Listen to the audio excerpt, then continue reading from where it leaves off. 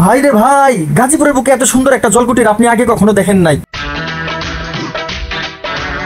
আজকের ভিডিও জুড়ে থাকবে চমৎকার এই জলকুটির পরিপূর্ণ ঠিকানা, খাদ্যপণ্যের গুণগত মান ও দাম, ভিতরের ও বাইরের চমৎকার সব ভিউ এবং সেই সাথে থাকবে আনলিমিটেড মাস্তি।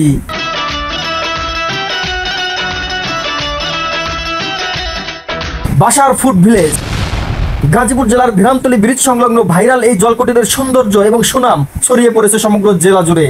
বিশেষ করে এর নকশা ও প্রাকৃতিক পরিবেশ এটিকে এনে দিয়েছে অনন্য জনপ্রিয়তা।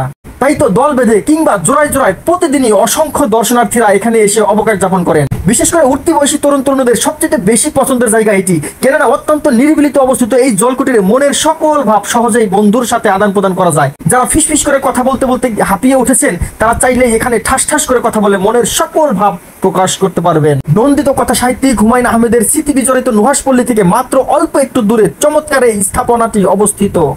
সবচেয়ে মজার বিষয় হলো নুহাশপল্লীর বাবুর্চি জনাব বাশার সাহেব এই জলকুটিরের স্রষ্টা এবং তিনি তার নিজ নাম অনুসারে এটির নাম রেখেছেন বাশার ফুড ভিলেজ। বাবার প্রতিষ্ঠিত এই জলকুটিরের দেখভাল ও সার্বিক তত্ত্বাবধানে রয়েছেন তার সুযোগ্য পুত্র অনিক হাসান। চমৎকার বাচন ভঙ্গি ও সেবা দিয়ে তিনি মন জয় করে নেন আগত সকল দর্শনার্থীদের। আমরা গাজীপুর মৌচাকের ভান্ডার এলাকা থেকে আমাদের যাত্রা শুরু করে প্রথমে পেতনিঘাট ও বড় রথুরা বটগাছ পরিদর্শন করে অতঃপর বাশার ফুড ভিলেজে আসি। শালদহ নদীর তীরে অবস্থিত পেতনিঘাট ও নন্দিত কথা সাহিত্যিক হুমায়ুন আহমেদের স্মৃতি বিজড়িত বড় রথুরা বটগাছের ব্লগ শীঘ্রই আসবে। নতুন দর্শকদের আমাদের মিশন 64D ইউটিউব চ্যানেল ও ফেসবুক পেজটি সাবস্ক্রাইব ও ফলো করে পাশে থাকার অনুরোধ করছি।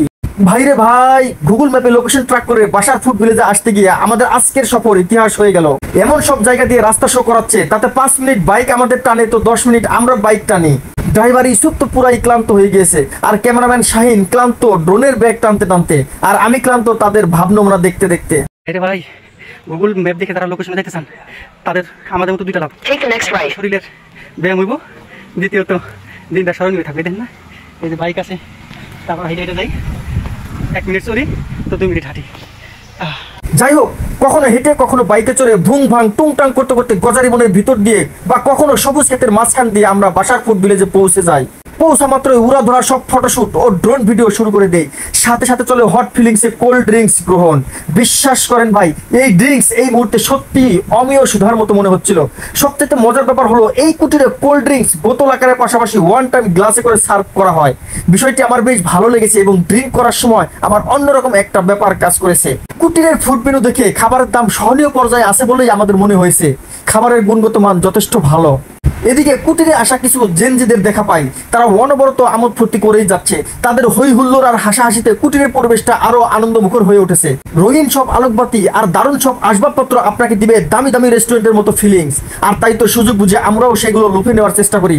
ড্রাইভার ইউসুফ যেন তার হারিয়ে যাওয়ার রাজত্ব ফিরে পেয়েছে, আপাতত তার ছবি তোলার ভাবভঙ্গি থেকে সেটাই মনে হচ্ছে। ড্রাইভার ইউসুফের সেই আসনে ভাগ বসেছে এবার ক্যামেরাম্যান শাহিন। আমাদের 3 জনের খুনসুটিতে সমগ্র জলকুটিরটি আরো প্রাণবন্ত হয়ে উঠেছে।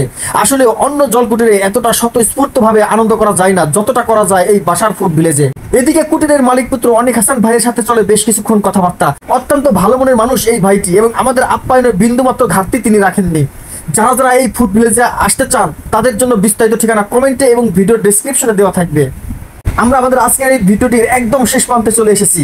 ভিডিওটি ভালো লাগলে লাইক কমেন্ট ও শেয়ার করার মাধ্যমে আপনার ভালো লাগার বহিঃপ্রকাশ ঘটানোর জন্য অনুরোধ করছি। সকলে ভালো থাকবেন, সুস্থ থাকবেন। আল্লাহ হাফেজ।